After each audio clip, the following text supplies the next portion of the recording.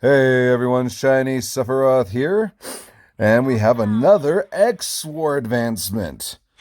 I was honestly very surprised when I got the stars to align um, and make this work.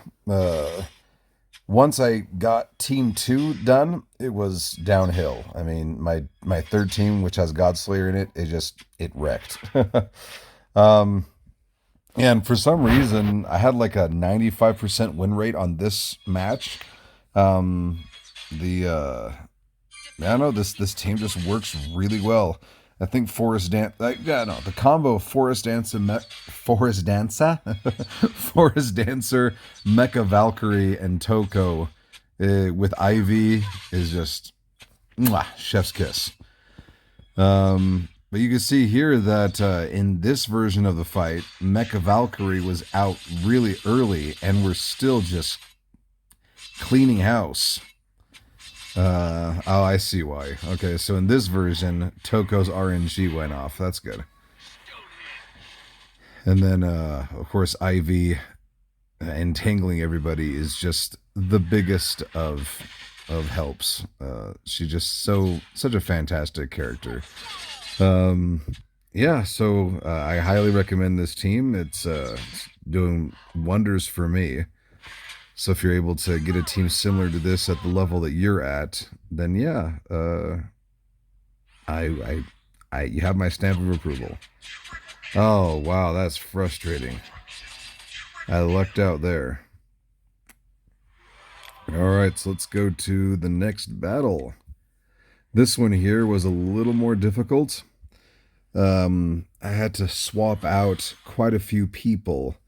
And then I had Einstein for a couple of iterations, and we were getting close. But I'd say half of the time Einstein was getting knocked out in the first round. And then I sat and I thought, hey, we're getting very, very close. If only I had a little more power, a little more oomph. And who's the best for just a little more power? I'm already using Lucadia on my Godslayer team, so the next best thing would be Kong. So I went ahead and I forget. I think he's at 3 relics now, and I just am now realizing that part of the help was probably I think he has a defense boost, like damage immune or something like that. So having him there, increasing speed, increasing output, as well as increasing some of the defense, if I recall correctly, is a great combo. And this team here, its damage output is insane. What is a further hindrance is not only Einstein keeping people alive, but having Life and Afra on the same team, it was stressful, as you can see. Both of them here just constantly healing. And I thought that I was done for when I was watching this battle and Pierre was out for the count because this new iteration of Pierre is vital. But Chloris is, I mean, ever since her buff, she's been just fantastic.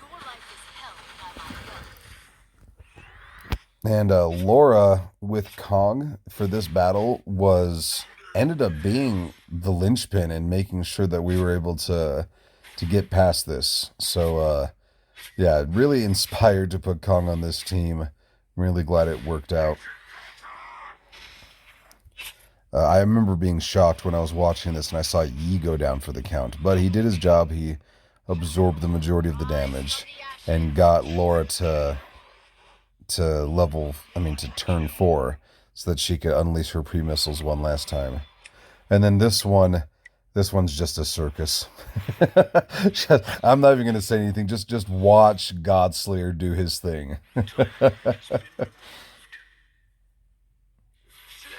kin, father of sin.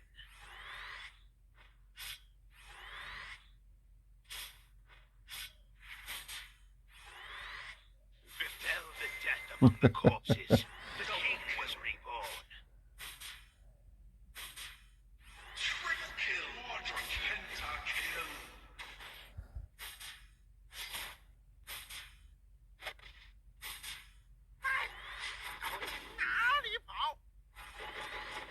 Double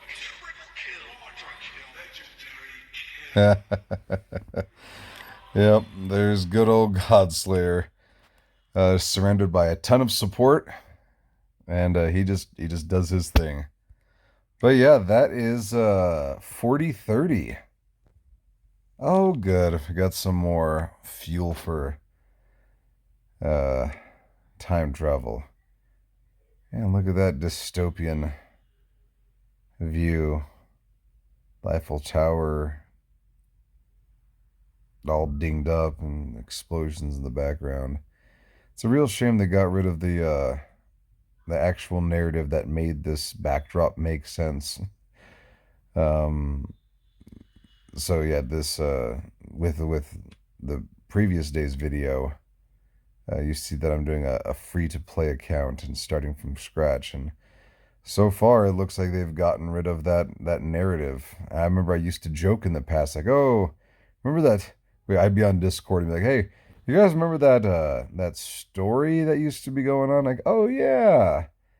So I guess to remedy that for new players, they just got rid of it. So for those of you who don't know, maybe there's a video out there somewhere that somebody documented it. I hope so. But what used to happen is you'd go through the game, and when you were about to go like fight a boss, or you're just marching through the levels, going into a new world or a new part of the world, there would be conversations between the heroes. And it would be like even before you got those heroes, there was a fixed storyline in the game with like Laura saying, oh, "Okay, we got this, guys. We have reports of a faction of enemies showing up, and they are taking down the White House or something like that." And I think Rockefeller was like the leader, and he was always like brash and oh yes, something like that. And like Rex was on the team as well. I can't remember everybody, but Laura was a big part of the team. It's kind of the same banter that well we used to get with the space discovery, where there was a storyline and like, oh, we got to go and do this. But then it turned into simply um, uh, the two fighters in space discovery. All they do now is say, "Hey, remember to follow these instructions and you'll be able to get past." Whereas before, the instructions were looped into some sort of a storyline and narrative. Anyway, there's a trip down memory lane, and some of you people who are new to the game are like, "What are you talking about? That sounds insane." But yeah, who knows? Maybe I'll still be surprised, and maybe the storyline is later in the game, in my free to play account, and I'll find it. I don't know. As of right now, it looks like they got rid of the storyline. But anyway, if you like the video, if you like the strategy and whatnot we have going on here, um, please press a like button. Hit the bell notification after you subscribe to the channel so you can get instant notifications of the gameplay, and I will see you in the next video. Peace.